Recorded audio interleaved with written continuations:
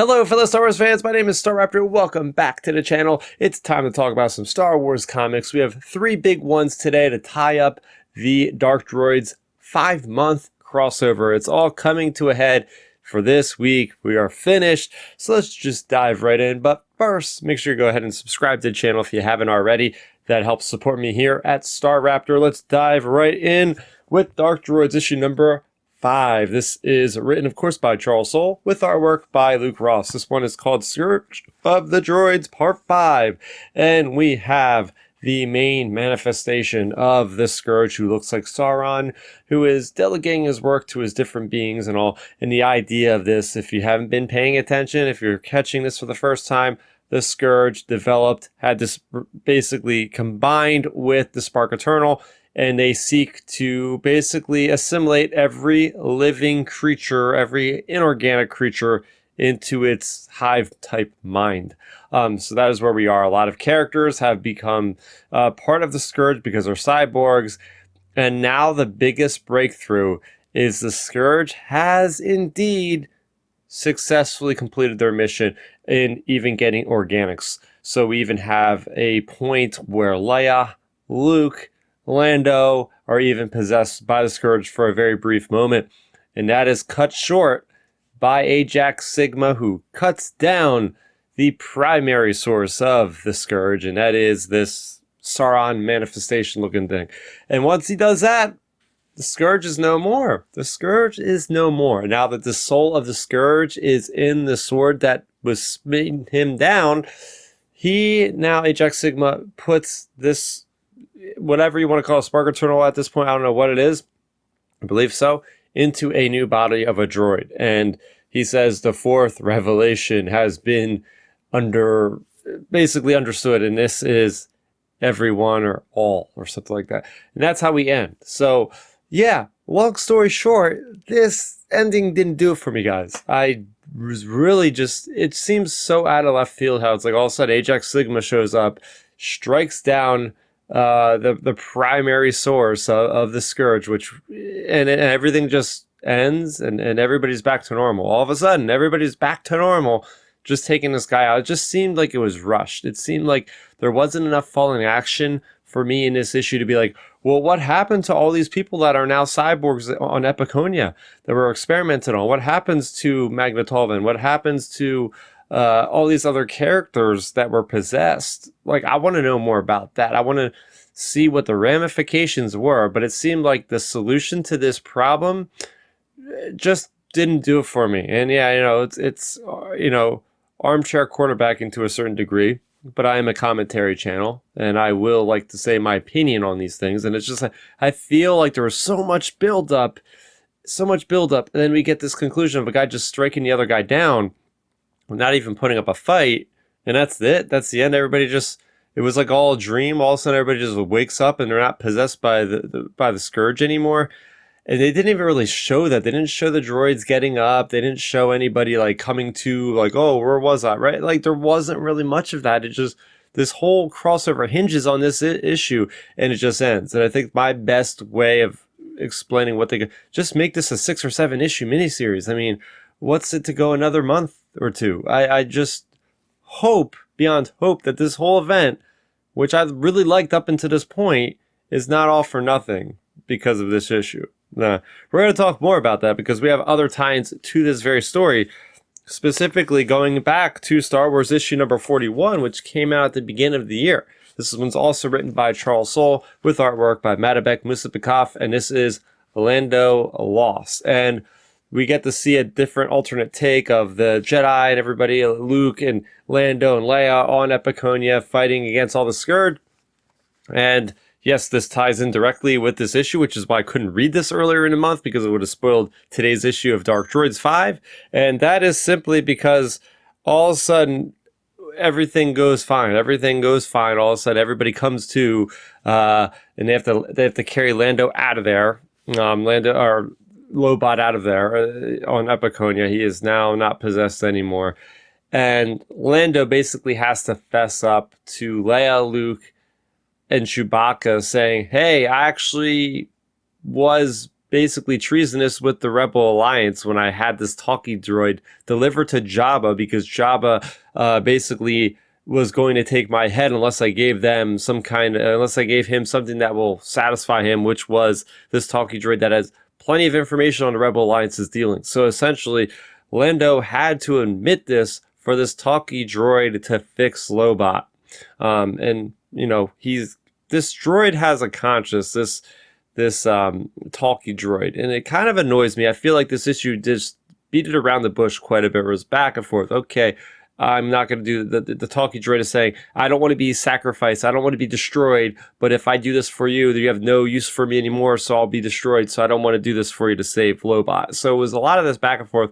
Long story short, by the end of this issue, Leia arrests Lando. After all this stuff with the Scourge happened, Leia arrests Lando because he did do something treasonous against the Rebel Alliance. And now these Alderaanian guards are coming in and they're going to arrest Lando. And that's where we've seen last week, Revelations #1, how Lando was calling up this one defense attorney to be like, hey, I need your help.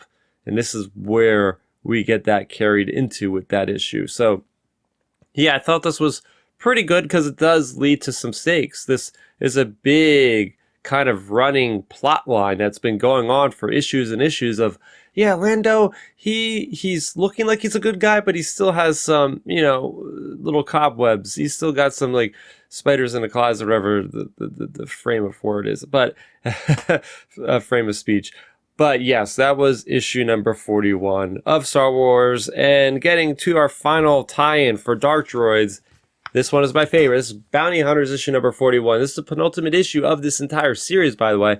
This is called The Path of the Righteous, Part 5. This is written by Ethan Sachs with artwork by Davide Tinto. And in this, we open up with this Officer Hayden who had just defected from the Imperials because she has the memories of Valance, who is her lover. And of course, we know Valance has been taken over by the Scourge. His memories were wiped by Inferno Squad. So it's her one good gesture to Tonga and the other bounty hunters, Zuckuss, to go and save their friends. So they all arrive on Epiconia, and they shove the chip into Valance's head, and he comes to. He comes back to it, and it's a nice happy ending. And next thing you know, Valance says, I have one last mission, or another mission I have to do, and it's the carbonite of Han Solo. So that really intrigued me quite a bit, because are we going to see another failed heist of trying to get the Han Solo carbonite? We had the entire crossover of the War of the Bounty Hunters, which kind of started off all these crossovers in between Empire and Return of the Jedi in the comics. So I'm very curious to see exactly what is going to happen when it comes to that. Some highlights here is Vakora is just a character that I've quickly learned to like, because she's funny as heck. She's like the crazy cat lady. She's got all these Tuca cats. They storm in on Epicadia, just saving Tonga in a nick of time, because they have all these Tuca cats that have thermal detonators that just set everything off. I thought that was really, really funny. Also, Valance remembering Hayden from the pictures he drew, because he would have never really remembered Hayden because his memories would have been wiped before he had met her. But he, in his time of his memories slowly starting to lapse a couple weeks ago, he was starting to write down or starting to draw his memories so he would remember them after the fact, maybe. So I thought that was another long game being played here by, oh yes, he does kind of remember her a little bit, or at least he knows who she is now. So I thought that was really cool. But yeah, I mean, you see in Valance, you know, he's too human. Even that the Scourge would say he is too human for us anyway. So that's really cool, because there's been all throughout the Bounty Hunter comics is Valance is a cyborg. He's mainly cybernetic parts. He's more of that. He's more machine than man, kind of like Darth Vader, right? So I liked getting into that psyche of even the Scourge saying and admitting this, and just seeing the conclusion of just everybody hugging, with Valance, with Tonga, with Lasha, her lover, with even Vakora there in the middle, even begrudgingly to Valance and Tonga. She's there hugging. It's just a really nice callback. And man, I'm just so curious about how this series is going to end, because it's been so good. But overall, yeah, Dark Droids is over now, guys. This is the last crossover for this era of Star Wars storytelling. I really don't think there's going to be more because Bounty Hunters is going to be done, and then we're going to have Dr. Aphra that's going to be done. So we're only going to be having 2 concurrent flagship titles with Darth Vader and Star Wars going here on out. We have this whole Lando trial thing that's going to be happening in Star Wars comics, Imperial Schism with the Empire falling out of the Dark Droid storyline for the Darth Vader series. So there's a lot to look forward to, and I'm still over here saying, when are we going to get into Return of the Jedi? Because it's been long enough. There's been a lot of content in between to really flesh out this era that has, up until canon, not really been touched. But I think there's a lot of heavy lifting done by Charles Soule and the rest of the gang there. It's at Marvel Comics that really fleshed out this era.